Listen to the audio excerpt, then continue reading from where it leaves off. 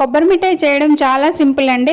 రెండు ఇంగ్రీడియంట్స్ కొబ్బరికాయ పంచదార ఉంటే సరిపోతుంది. ఇది పాతకాలం వంటకం అండి, ట్రెడిషనల్ డిష్, చాలా మందికి నచ్చుతుంది. హాయ్ అండి, అందరూ ఎలా ఉన్నారు? నేను బాగున్నాను, మీరందరూ బాగుండాలని కోరుకుంటున్నాను. ఇంతకుముందు నేను ఒకసారి కొబ్బరి మిఠాయి చేశానండి, అది షార్ట్ వీడియోలో పెట్టాను.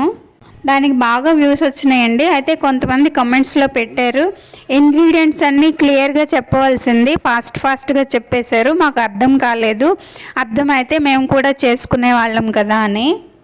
ఈరోజు డీటెయిల్డ్గా ఫుల్ వీడియో పెడుతున్నాను, చూసేయండి. దానికోసం ఒక కొబ్బరికాయ అయితే తీసుకున్నాను. కొబ్బరి మిఠాయి చేయడం చాలా సింపుల్ అండి. రెండు ఇంగ్రీడియంట్స్తో అయిపోతుంది. కొబ్బరికాయ పంచదార ఉంటే చాలు. దీన్ని కొబ్బరి మిఠాయి లేదా కొబ్బరి చెక్కి అని కూడా అంటారండి. ఇది పాతకాలం వంట, చాలా మందికి నచ్చుతుంది. ఇలా కొబ్బరికాయ కొట్టేసిన తర్వాత పెంకు తీసుకొని కొబ్బరి ముక్కలన్నీ నీట్గా కడిగేసుకోవాలి. కొబ్బరి ముక్కల్ని పలుచగా కట్ చేసుకోవాలండి. పలుచగా కట్ చేయడం వల్ల చెక్కి అనేది పలుచగా వస్తుంది.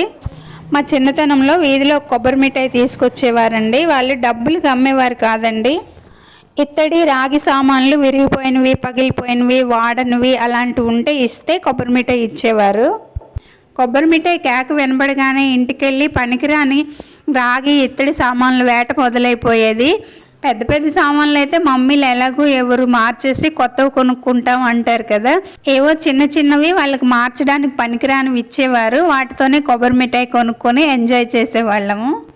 కొబ్బరికాయ చిన్నదే అండి, ఒక గ్లాసుడు ముక్కలు అయినాయి. ఈ గ్లాసుడు ముక్కలకి ఒక గ్లాసుడు పంచదార అయితే సరిపోతుంది, కానీ నేను మాత్రం గ్లాసున్నర తీసుకుంటున్నాను. మీకు కొబ్బరి మిఠాయి ఎక్కువగా కావాలనుకుంటే గ్లాసున్నర కాదండి, 2 గ్లాసులు పంచదార అయినా తీసుకోవచ్చు, ఏం కాదు. ఇప్పుడు ఈ పంచదార కరగడానికి కొద్దిగా నీళ్ళు వేసుకోవాలండి, చాలా కొద్దిగా వేసుకోవాలి, కరగడానికి మాత్రమే. దీన్ని ఇప్పుడు పొయ్యి మీద పెట్టి కలుపుతూ ఉండాలండి, కలపకపోతే అడుగంటిపోయి మాడిపోతుంది. ఈ పంచదార చక్కగా కరిగిపోయిన తర్వాత ఇందులో కొబ్బరి ముక్కలు వేసుకోవాలి. పాకం రానవసరం లేదండి, పంచదార కరిగితే చాలు. ఇందులో కొబ్బరి ముక్కలు వేసుకున్న తర్వాత పాకం బాగా వచ్చే వరకు ఉడికించుకోవాలి.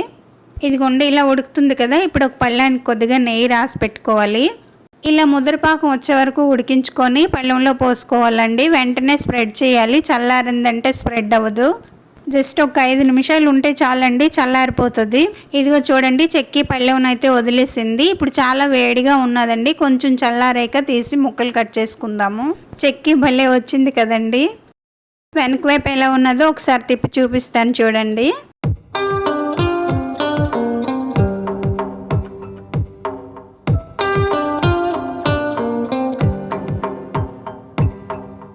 ఇది చేత్తో ముక్కలు చేసుకోవాలండి, బర్ఫీలాగా చాక్తో కట్ చేయడానికి కుదరదు. కొబ్బరి ముక్కలు పొడుగుగా ఉన్నాయి కదా.